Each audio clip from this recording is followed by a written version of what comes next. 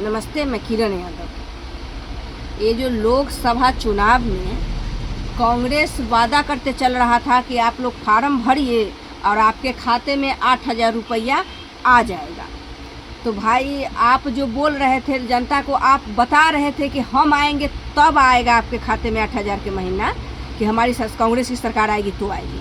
तो बीजेपी तो सुन ही रहा था, वो तो वर्तमान में है ये है। तो वो क्या किया कि इसी के हथियार से इसी को बंद कर दिया। अभी आसाम चुनाव है तो हर व्यक्ति के खाते में 10,000 रुपया डाल दिया। तो सोचिए कि एक घर में अगर 4 गो महिला है तो 40,000 रुपया चला गया उसके खाते में।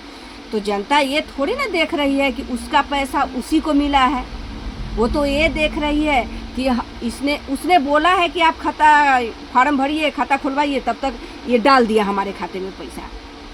तो दो बात हो गई, ये बोला और वो डाल दिया।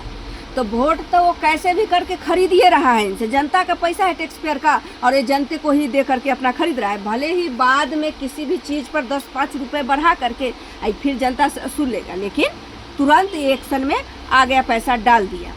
तब सोचिए कि लोग पैसा देखता है, पीछे क्या होगा वो कोई नहीं सोचता है। अब बिहार में देखिए कि बिहार में कहाँ मुर्गा दारू लेकर के घूमल चलता रातों रात की तुम लो 500 रुपया वोट देते फिरना। डायरेक्ट महिलाओं के खाते में 10-10 हज़ार रुपया डाल दिया।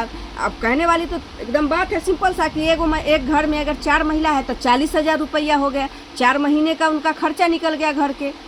तो ये चीज़ देखने वाली बात हो जाती है। चाहे आप ऐसे कान घुमा करके छुइए था, चाहे ऐसे छुइए था, बात बराबरे हो रहा है दोनों, कि चाहे ले दे करके सब उसी का है। अब क्या करेगा वो? वहाँ पे चुनाव आयोग उसका है, सुप्रीम कोर्ट उसका है, सब कुछ उसका है। जैसे बिहार में आप सुन रहे थे कि जो हारने वाला विधायक होता था तुरंत फोन आ जाता था कि देखिए हम इतना वोट से हार रहे हैं। तुरंत वो अपना IAS अफसर है, जो अधिकारी वहाँ बैठते हैं, उनको फ़ोन आता था कि भाई इतना से हार रहा है, इसको जितवाओ। तो वो कैसे भी करके फिर बदल के जितवा दे रहा था IAS अफसर। तो यही बात हो रहा है, लोकतंत्र है कहाँ और लोकतंत्र के लिए आवाज़ कौन दे रहा है? कांग्रेस को अगर ठीक है, अगर कोई जिता भी देगा तो इसका क्या गारंटी है? इसका विधायक तो 2 रुपए में बिक जाती है, इसका विधायक 2 रुपए में बिक जाता है। सबका नज़र रहता है इसी के विधायक पर, जैसे वो विधायक नहीं कोई और हो वैसे उस पर लोग नज़र बना करके रखते हैं।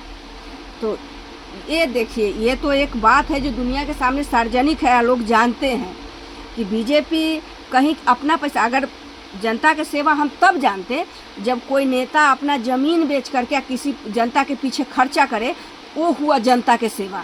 जो जनता के पैसा तुम जनते के खाता में वो भी अपना फ़ायदा के लिए डाल रहे हो, टैक्स पेयर के पैसा, और वो भी जनता के कमाई है वो, तो फिर उसमें उतना बड़ा बात कौन है भाई? आप वोट चाहे मुर्गा दारू लेकर के घूम करके खरीद लेते तो, या 10-10 हज़ार रुपये खाते में डाल के खरीद लिए तो, इसको खरीदना बेचना ही कहते हैं भैया जी, और कुछ भी नहीं। ये जो कांग्रेस जो बात लेकर के आएगी ना मुद्दा के तहत, उसी को बीजेपी हथियार बना करके इस्तेमाल करती है। लेकिन कांग्रेस तो सोचेगा कि हम बड़का का वादा कर रहे हैं।